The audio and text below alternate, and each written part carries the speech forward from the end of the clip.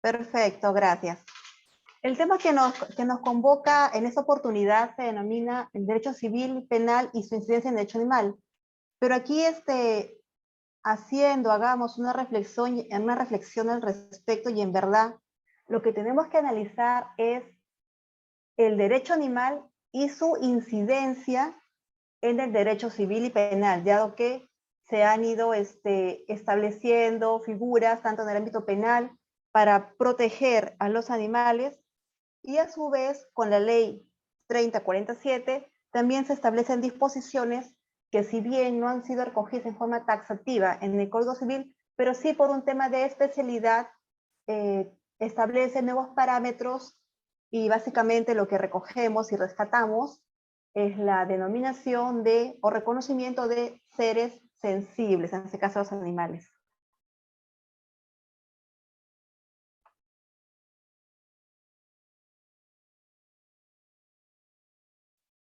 A ver un momento, voy a ver que pase a la siguiente pantalla. Ya.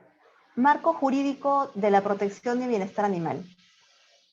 Acá destacamos básicamente tres normas. En principio, el régimen jurídico de canes, que está contenido en la ley 27596, fue la primera disposición que se emite en el año 2001 con la finalidad justamente de regular lo que era la crianza, el adiestramiento, la comercialización, tenencia y transferencia de canes, y haciendo especial énfasis en aquellos que son considerados como potencialmente peligrosos.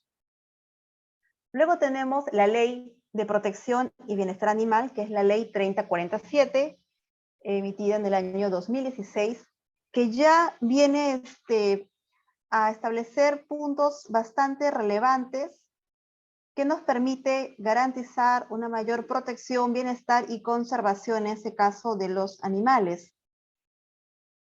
Y posteriormente tenemos la ley que prioriza las esterilizaciones, la ley 31311 del año 2021, que ya es emitido en un marco de lo que es la salud pública. Es importante que tengamos en consideración cuál ha sido la finalidad de la ley 3047. Básicamente, garantizar el bienestar y la protección de todas las especies de animales vertebrados domésticos o silvestres mantenidos en cautiverio. Esto es nuestro campo de acción. Animales vertebrados domésticos o silvestres mantenidos en cautiverio. Esto en el marco de las medidas de protección de la vida, la salud de los animales y la salud pública. Esto es recogido en el artículo 2 de esta ley, en comento. Luego, el artículo 3 de esta ley ya nos habla acerca de cuál es el objeto de esta ley. Y aquí básicamente podemos enunciar 4 puntos. En principio, y el más relevante, proteger la vida y la salud de los animales vertebrados domésticos o silvestres mantenidos en cautiverio. Aquí es importante tener en consideración que estamos dejando de lado al otro grupo de animales que son los invertebrados. Básicamente estamos haciendo énfasis en que esta ley protege a los animales vertebrados domésticos, dentro de los cuales están los animales de compañía y los silvestres mantenidos en cautiverio. Asimismo, busca impedir el maltrato, la crueldad causada ya sea de manera directa o indirecta por el ser humano, que le pueda ocasionar a este animalito un sufrimiento innecesario, lesión o muerte. Y esto a través de la tipificación del artículo 206A del Código Penal, que ya nos habla acerca del delito de abandono y actos de crueldad contra animales domésticos y silvestres. Como tercer punto es que se busca fomentar el respeto a la vida y el bienestar de los animales a través de la educación, además de velar por su bienestar para prevenir accidentes a sus poblaciones y aquellas enfermedades transmisibles al ser humano. Claro, esto es entendido en el marco que se busca establecer, en principio, obligaciones, campañas de difusión, sensibilización, con la finalidad de ser más consciente y promover justamente esto, ¿no? La vida y el bienestar de los animales. Recordemos que aquí estamos involucrados todos, ya sea entidades públicas, privadas, organismos sociales, y obviamente nosotros también que tenemos un papel preponderante en la medida que ya también se nos habilita y establece taxativamente en la ley, en su artículo 6, para poder efectuar denuncias por incumplimiento de esta ley. De tal manera que también toda persona está en la potestad de efectuar denuncias ante un hecho de esta naturaleza que se pueda advertir. Y como punto 4, promover la participación, lo que decía, de entidades públicas y privadas y de todos actores sociales involucrados. Con sujeción, obviamente, al ordenamiento jurídico, ¿no? El ordenamiento constitucional y a las leyes especiales sobre la materia. En ese contexto, es importante que en primer lugar tengamos en consideración cuál ha sido la fuente, la base que nos ha llevado a estudio de este campo que llamamos derecho animal, ¿no? Nuevo campo que ya está siendo denominado bajo esa denominación por varios juristas y que está en proceso de desarrollo. Tenemos como base de todo nuestra Constitución Política del año 1993, en el cual en su artículo 2 ya recoge una serie de derechos de la persona, y en el inciso 22 se destaca que el tema del derecho, que toda persona tiene derecho a la paz, a la tranquilidad, al disfrute del tiempo libre y al descanso, así como a gozar de un ambiente equilibrado y al adecuado desarrollo de su vida. Y en este contexto, bajo este parámetro, es de que también se interactúa, se relaciona y se conecta con el derecho de protección a esos animales. Asimismo, tenemos el artículo 9 de la Constitución, que nos habla puntualmente de roles del Estado, en este caso, de que el Estado determina la política nacional de salud. Asimismo, a través de sus dependencias o su organización estructural, tenemos que el Poder Ejecutivo norma y supervisa su aplicación, esto a través de diversos ministerios que tienen facultades específicas, que también señala en la Ley 3047, como por ejemplo la interacción y respuesta que puede tener el Ministerio de Cultura y Griego como ente rector, ¿no? Que emite normas respecto de protección y bienestar de animales, por ejemplo, de granja o animales silvestres en cautiverio.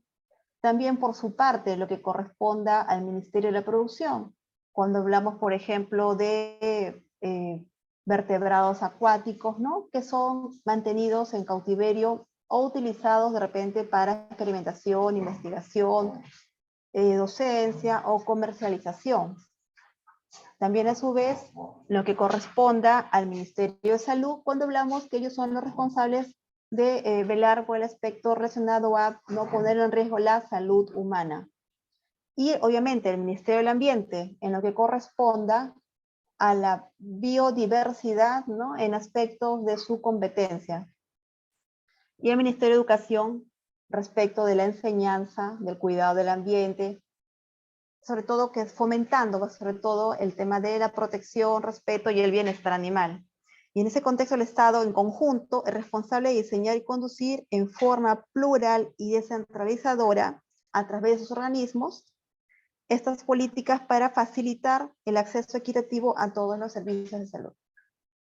También tenemos, por ejemplo, en el capítulo 2 de la Constitución, que habla acerca del ambiente y los recursos naturales, dos artículos importantes que son el artículo 67 y 68, que nos habla acerca de que el Estado determina la política nacional del ambiente, así como promueve el uso sostenible de sus recursos naturales.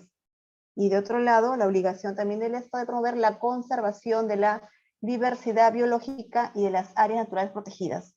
Y es que en este contexto, señores, es que ya se empiezan a entrelazar, empiezan a generar esta normativa específica, que es la Ley 3047, que recoge principios puntuales para poder garantizar justamente la protección y el bienestar animal. Y justamente vamos a revisar eso, los principios, garantías y obligaciones en el derecho animal que se contemplan en esta Ley 3047. Y tenemos, por ejemplo, que en su artículo primero habla del principio de protección y bienestar animal. Esto entendido como que el Estado en su conjunto, a través, como hemos visto ya, de sus diversas entidades o ministerios o dependencias, va a establecer condiciones necesarias para brindar una protección adecuada, ¿no? Tanto a los animales vertebrados domésticos como a los animales vertebrados silvestres. Y esto justamente en la medida que se les reconoce como animales sensibles y por ende merecen gozar de un buen trato por parte del ser humano y obviamente vivir en armonía con su medio ambiente.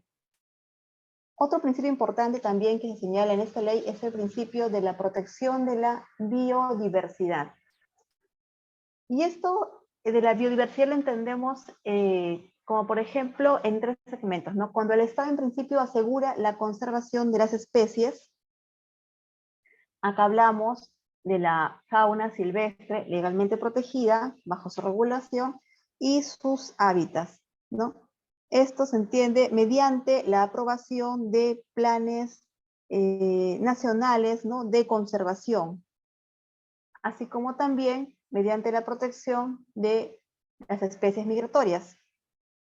Tengamos en cuenta que esas especies silvestres se encuentran en cautiverio y que gozan de las condiciones que permitan el desarrollo de patrones conductuales propios de su biodiversidad. Y todo esto en concordancia, como ya hemos dicho hace un momento, con las políticas nacionales que se emitan respecto de conservación del ambiente, manejo y uso sostenible de la fauna, de la producción y sanidad agropecuaria, así como también de la prevención de la salud pública.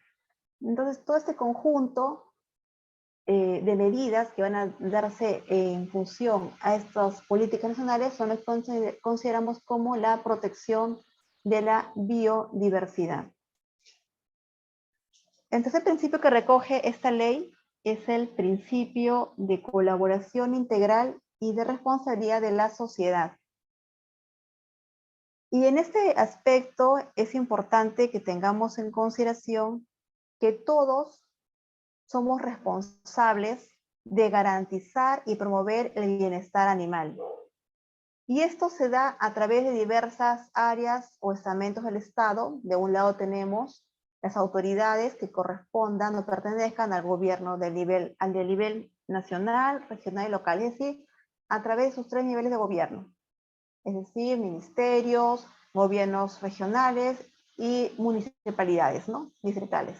También tenemos que están acá involucrados como responsables las personas naturales y jurídicas, es decir, nosotros, que también tenemos un rol activo en protección de los animales. Y por supuesto, también comprende a los propietarios, ¿no?, aquellos que tienen la tenencia de estos animales. Quienes en conjunto deben actuar en colaboración, en integración, como integral para poder promover el bienestar de los animales. El cuarto principio que recoge esta ley es el principio de armonización con el derecho internacional. Y esto se entiende porque obviamente la legislación que se emita tiene como inspiración acuerdos internacionales, tratados internacionales o convenios que se hayan podido emitir en el marco, en este caso, del derecho de la protección y bienestar de los animales, ¿no? Y ese es un marco general bajo el cual también el Estado va a ir actualizando su normativa interna. Y en este contexto es que también se ha emitido esta ley 3047. Asimismo, tenemos también el principio precautorio, que establece básicamente que el Estado tiene la potestad de realizar acciones y emitir normas inmediatas y eficaces cuando haya indicios de algún acto que pueda infringir, ¿no?, a cualquier animal. Hablamos en este caso que le puede infligir dolor, lesión, un daño grave o no, un daño irreversible. La aplicación de este principio está restringida en este caso al uso de animales para fines de investigación científica que cumplan con los estándares mínimos de manejo e investigación en animales, que se hayan establecido, ¿no? Así también como aquellos animales destinados al consumo humano, ¿no? Que se rigen, entendemos nosotros, por las normas nacionales e internacionales que regulan, ¿no? En ese caso, el manejo de toda la cadena de producción, ¿no? Tiene en ese caso una regulación específica. Y esta finalidad de la emisión de estas acciones, obviamente, como hemos dicho, tiene la finalidad de evitar, reducir un daño a este animal con la finalidad, digamos, de aplicar, digamos, un principio de precaución, una cautela, que se entienda como la exigencia o la adopción de medidas de protección antes que se produzca un daño.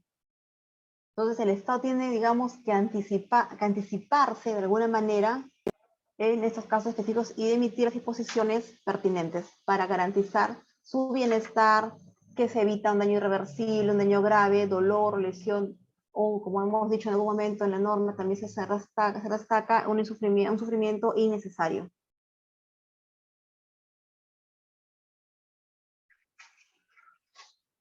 Ahora, haciendo ya una interrelación, ¿no? Un análisis en concordancia con el derecho civil, es importante que revisemos que en principio, si bien el artículo 886 del Código Civil, cuando enuncia, en este caso,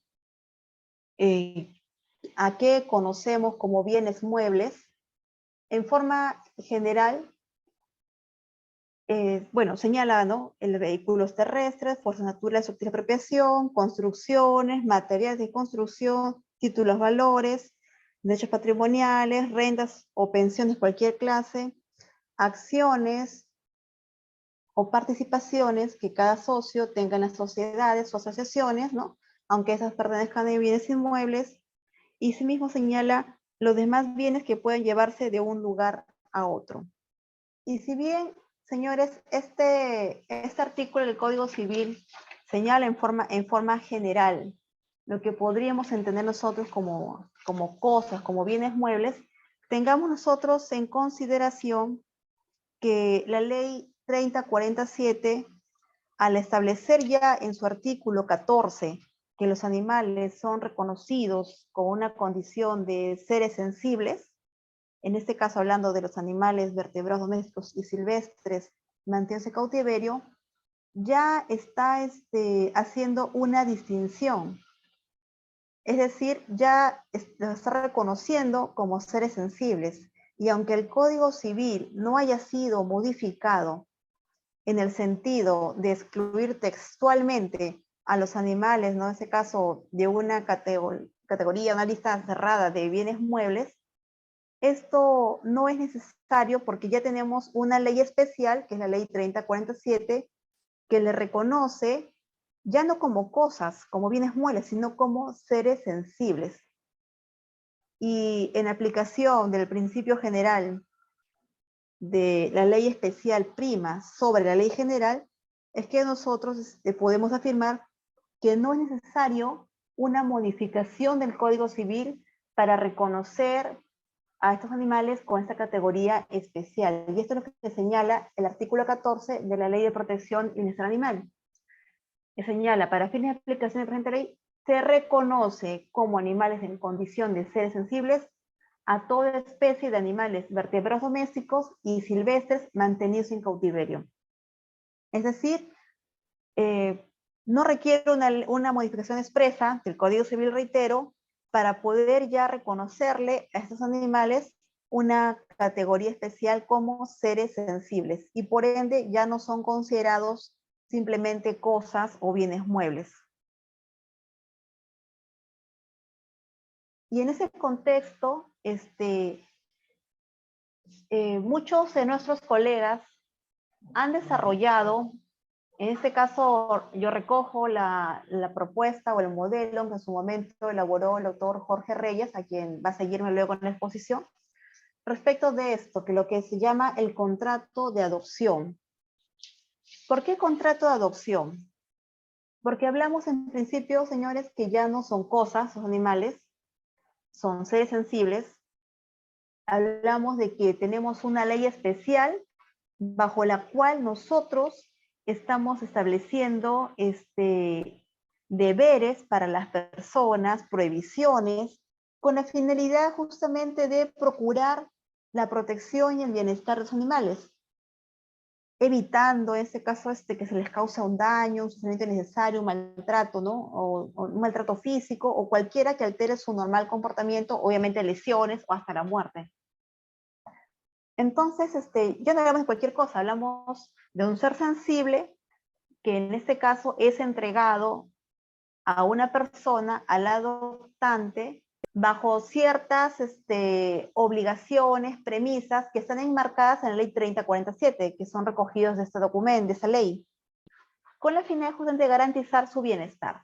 Entonces, el emplear un contrato de adopción, consideramos que obviamente es un aporte importante en la medida que se reúne la voluntad de las partes, en este caso sería del adoptante y del cedente, la persona que entrega el animal. En este caso puede ser un animal de repente rescatado, un animal que se encuentre de repente en un albergue, o en cualquier otro caso, ¿no? Y que obviamente contengan o suscriban una serie de obligaciones con la finalidad de garantizar el bienestar animal. En este caso, que es lo que es materia de protección en ese contrato. Y tal igual como se reconoce en la ley 3047 una serie de obligaciones y una serie de prohibiciones, este contrato de adopción también tiene que recogerlas con la finalidad de garantizar que este animal se encuentre, ¿no? En condiciones adecuadas y obviamente que prime su bienestar. En este caso, este contrato plantea que exista un cedente y un adoptante. Un cedente que es el que va a entregar en adopción al protegido, en este caso a un animal de compañía, ya sea un perro, un gato, un animal compuesto, un conejo, un animal de compañía. Este cedente puede ser una asociación, un albergue, una ONG, un centro de rescate o incluso hasta una persona natural, ¿no? Un rescatista independiente, como también suele darse con mayor frecuencia en esos casos, ¿no? Y también tenemos de otro lado un adoptante, que es el que adopta, la persona que adopta de manera voluntaria a este protegido, ¿no? A este animal de compañía, que puede ser cualquier persona natural o jurídica que se comprometa a cumplir responsablemente las cláusulas de este contrato.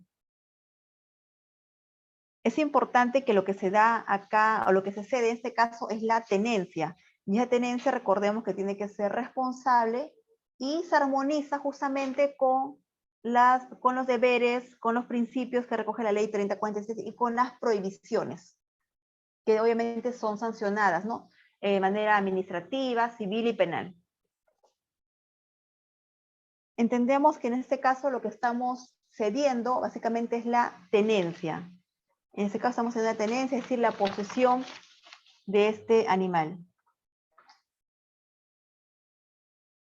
¿Qué se busca? Como ya mencioné, establecer derechos y obligaciones de las partes, del cedente y del adoptante, asegurando, en este caso, la calidad de propietario del cedente y con ello el poder exigir una devolución de este protegido, de este animal que es una adopción, en caso se incumpla con las obligaciones que se plasmen en el contrato de adopción. Y esto obviamente los habilita a que este propietario, que es el cedente, pueda iniciar acciones administrativas, civiles o penales.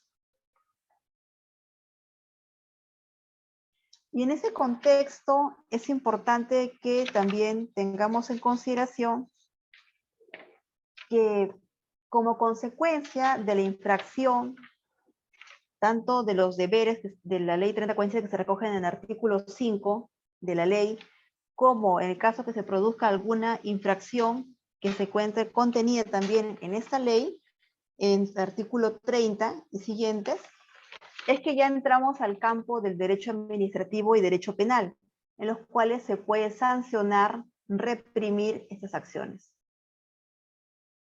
Ahora, tengamos en consideración lo siguiente. ¿Por qué es importante que se haya desarrollado en esta ley 3047 las infracciones? Que se hayan enunciado y se establezcan los mecanismos para ejercer acciones en las tres vías.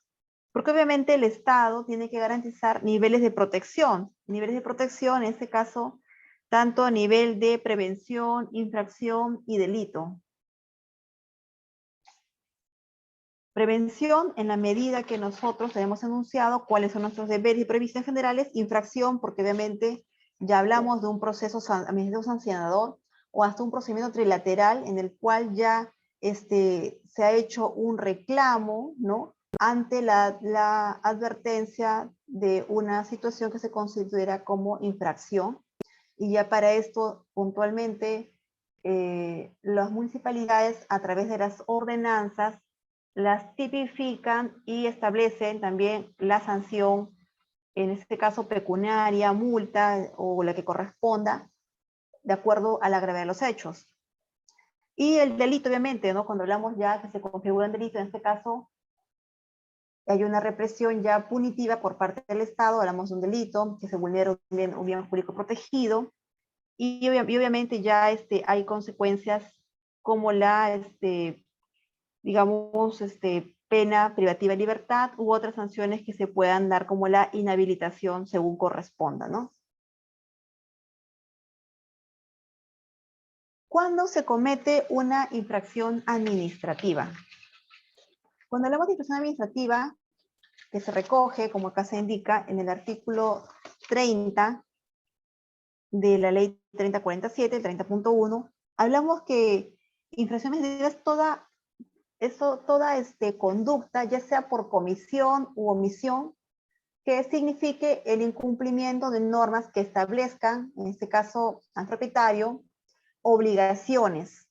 Obligaciones, ya hemos dicho, relativos a el deber de cuidado, el deber de protección, de procurar el bienestar de los animales, como por ejemplo el tenerlos en un ambiente adecuado, procurarles alimentación suficiente y adecuada, ¿no?, de acuerdo a cada especie, protección del sufrimiento, del dolor, de la ansiedad inclusive, porque también consideremos que no solamente hablamos de un daño físico que se le puede dar como una lesión, o incluso le cause la muerte, también puede haber daño psicológico que le produzca al animal un estado de ansiedad que obviamente no le permita desarrollarse con normalidad en su entorno.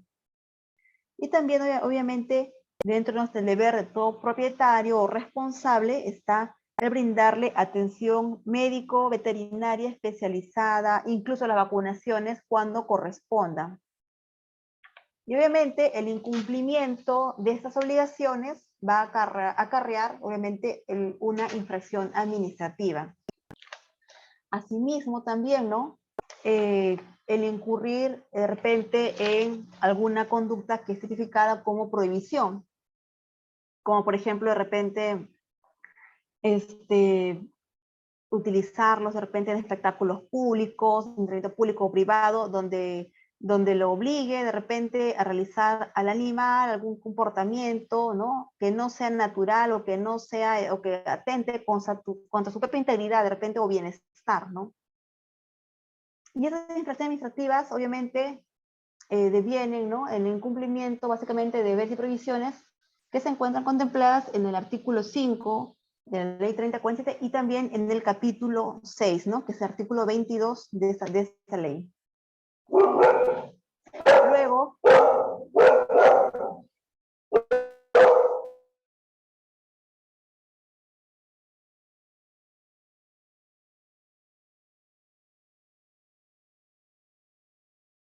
finalmente, en relación a la comisión de delitos, a la tipificación, esta ley 3047 recoge o incorpora, mejor dicho, el artículo 206A del Código Penal, que ya tipifica y sanciona el abandono y actos de crueldad contra animales domésticos y silvestres en cautiverio.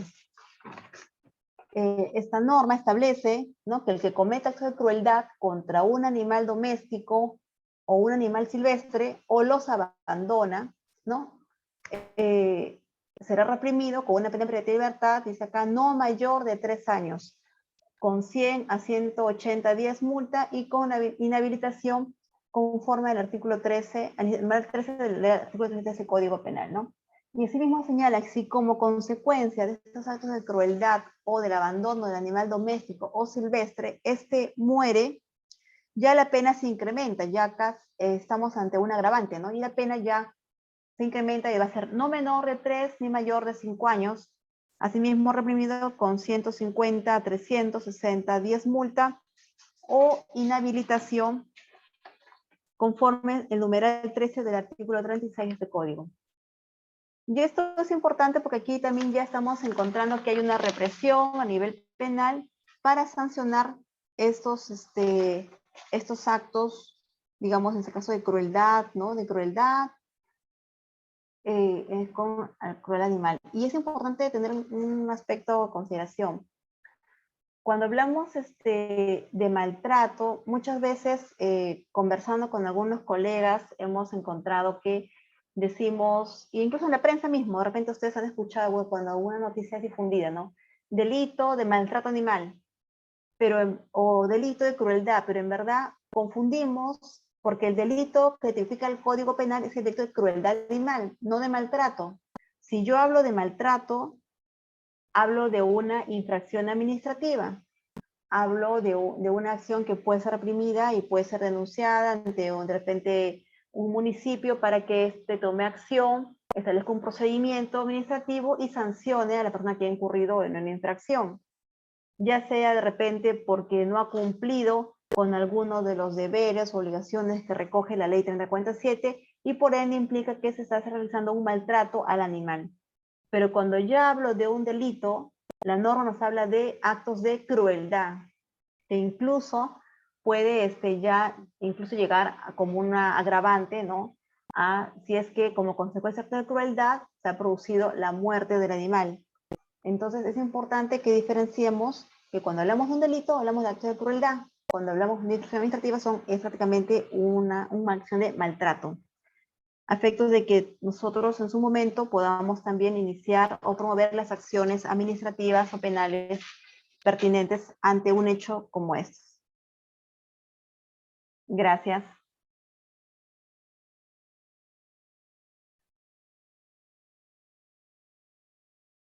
Sí, doctora, muchas gracias por la presentación del día de hoy. Hay unas preguntas por parte del público. ¿Me las permite para leérselas? ¿Me las permite, doctora, para leérselas? Sí, sí, claro, por supuesto. Ya, está bien. Un minuto, me voy a poner los audífonos. Ya, está bien.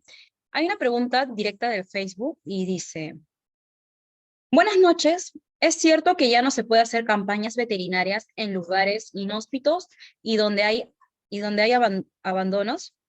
Esa sería la primera pregunta, doctora. Bueno, las campañas veterinarias no están prohibidas taxativamente y esas yo entiendo que pueden continuar realizándose, claro, dentro del parámetro que señala la ley, ¿no? Pero no se encuentran prohibidas. Sí, doctora, muchas gracias por su respuesta. Hay un par de preguntas más a través del chat de Zoom, se las voy a leer y dice la primera, a ver, este es un comentario, dice, pero los animales de investigación científica son sensibles, conejos, ratones, monos. Ya, Cintia nos dice, por favor, su apoyo para saber a qué área o institución se le puede solicitar apoyo para campaña de esterilización por alta población canina.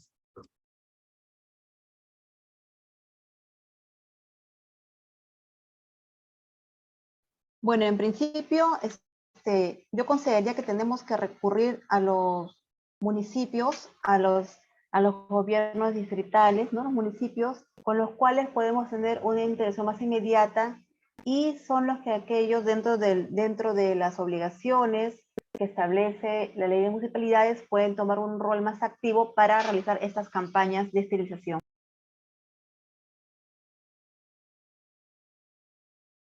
Sí, doctora, hay una siguiente pregunta y dice, ¿cómo tratar las adopciones que se dan en el centro de Lima, ya que esto no garantiza el bienestar de los animales? Bueno. Lo que pasa es que la adopción implica que, bueno, en principio consideramos que tengan un contrato, como se ha mencionado, de adopción que contiene obligaciones recíprocas para poder hacer un seguimiento real del estado del animal una vez que es entregado al adoptante. ¿Cómo realizamos un seguimiento real? Por ejemplo, puede ser mediante visitas periódicas para poder verificar efectivamente cómo se encuentra el animal, verificar que tenga atención médica veterinaria en su momento, de repente tomar, bueno, realizar llamadas telefónicas para informarse del estado, en ese caso, sin perjuicio, obviamente, como les digo, de realizar visitas inopinadas, ¿no? En el lugar donde se encuentra ese animal por parte del adoptante. Y eso, por eso les reitero, es importante que cuando damos en adopción a un animal, tengamos un contrato en el cual establezcamos obligaciones recíprocas y bajo ese marco, un acuerdo entre las partes, un contrato nos vincule, obviamente para poder hacer esa suerte de visitas, monitoreos y poder conocer en verdad si este animal está siendo, digamos, tratado adecuadamente, si se está preocupando su bienestar, si están cumpliendo con las obligaciones que señala la ley 3047 respecto de todo persona que tiene a su cargo un animal.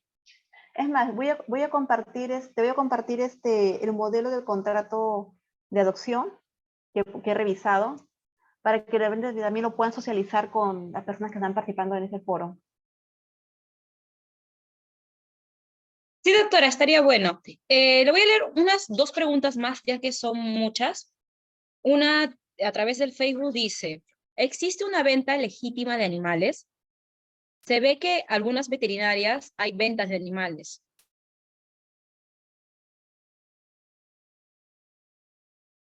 Bueno, en verdad, como venta legítima en sí mismo, creo que ningún municipio está dando actualmente licencias con esa finalidad.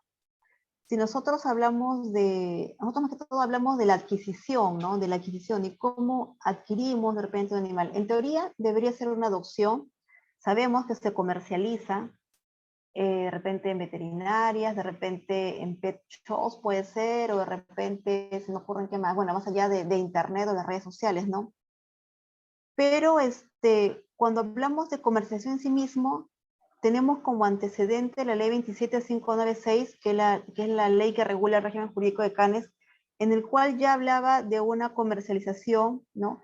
Y dicen, ¿no? De que adicionalmente, ¿no? A cualquier otro requisito que se pueda indicar, debe obviamente tratarse de una persona, que tenga actitud psicológica, que goce capacidad de ejercicio, por consiguiente que sea mayor de edad, que no haya sido sancionado conforme a la ley en los 3 últimos años, antes del momento de adquirir, en este caso, la tenencia del CAN. Pero, como te menciono, tengo entendido que hasta el momento ningún municipio lo está regulando textualmente, y nuestro antecedente podría ser la ley que regula el régimen jurídico de canes. Sí, doctora, muchas gracias por la respuesta. Le voy a leer un par de preguntas más de parte del público. A través del Zoom nos escribieron lo siguiente. Al indicar que las mascotas ya no son considerados como objetos muebles bajo el Código Civil, siendo que la ley 3047 los define como seres sensibles, ¿quiere decir que en caso un tercero cause un daño a mi mascota, ya no puedo demandarlo para requerir una indemnización por el daño causado? Estos serían costos de curación a mi mascota. ¿Qué norma puedo usar para demandar a esa reparación?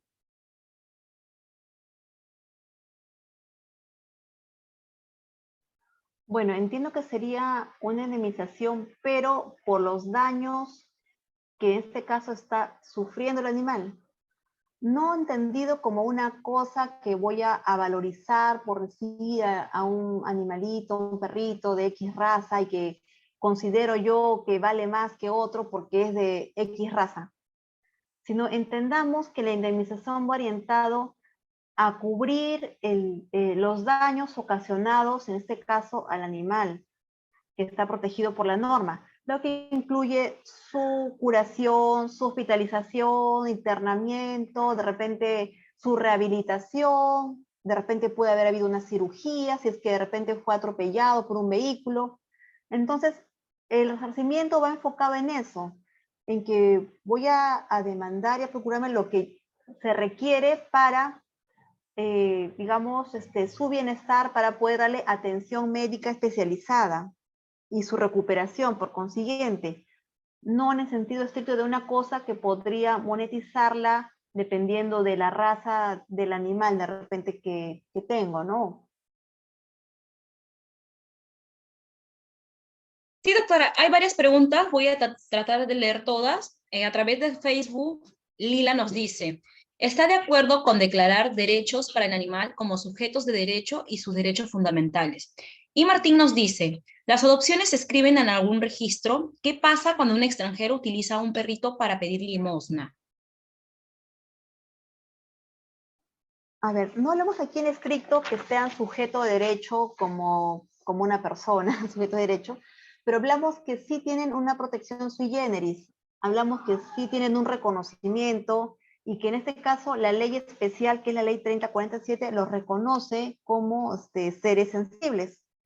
Y esa es el marco, ¿no? O digamos, la protección y la modificación justo que incorpora esta norma. Ahora, respecto de la inscripción, bueno, en teoría, los animalitos deberían estar inscritos en el municipio respectivo. Hablamos de que debe haber un registro por parte de cada municipalidad de qué persona, por decir, está a su cargo y cuál es el animal, y una identificación a ese nivel. Lo que sucede es que de repente todavía no tenemos el nivel, digamos, de concientización, de educación, de interiorización. Justamente esas reuniones son las que nos deben fomentar poder tener la idea mucho más clara y difundirla para poder ya tomar acciones concretas y generar en los municipios un registro adecuado y que se hagan efectivos estos y que las personas que tienen a su cargo un animal obviamente lo cumplan, en principio. Y es un tema de educación, porque en principio la tenencia debería estar registrada en la municipalidad del domicilio de la persona que ha adoptado el animal. Eso es lo ideal, lo que debe realizarse. Pero como señalo, no se viene realizando. Ahora, en el caso de las personas que hacen mendicidad y que utilizan a un animal para esos fines, un animal de compañía, digamos, efectivamente, bueno, están utilizándolo, están lucrando, están valiéndose del animal para obtener en este caso las limosnas, un beneficio económico. Y obviamente esto sí está prohibido por la norma. Y obviamente hablamos de una infracción administrativa en ese sentido. O sea, deberíamos poder denunciar o hacer el reclamo respectivo ante el municipio respectivo, ¿no? Donde se encuentra el animal.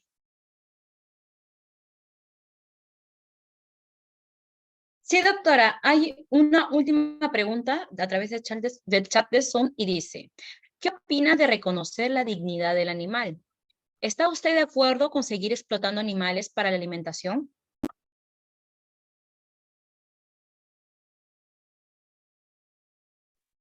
Bueno, a ver, acá como dignidad animal todavía no se ha llegado a ese tipo o a ese nivel, digamos, de análisis, lo que la norma ha reconocido, lo que se ha socializado y todavía estamos, considero, en proceso de interiorizar nosotros como profesionales y nuestro entorno más inmediato y que se haga cada vez más arraigada la denominación, es de que por su condición sean sensibles, sean sujetos, en este caso, de protección, ¿no? Y que se busque justamente su protección y bienestar. Esto es un primer paso, considero, para pensar posteriormente en cualquier otra situación adicional que le pueda dar mayor cobertura o protección. Nosotros mismos, al ser parte de estas reuniones, estamos ya transmitiendo a nuestro entorno inmediato y esperamos que siga multiplicándose y difundiéndose la forma de cómo se está tratando ahora a los animales y que se hable de seres sensibles, ya no de cosas, que se hable de que se busque su protección, que se busque su bienestar, que se hable de obligaciones, deberes y sobre todo de prohibiciones, algo que no está muy enraizado.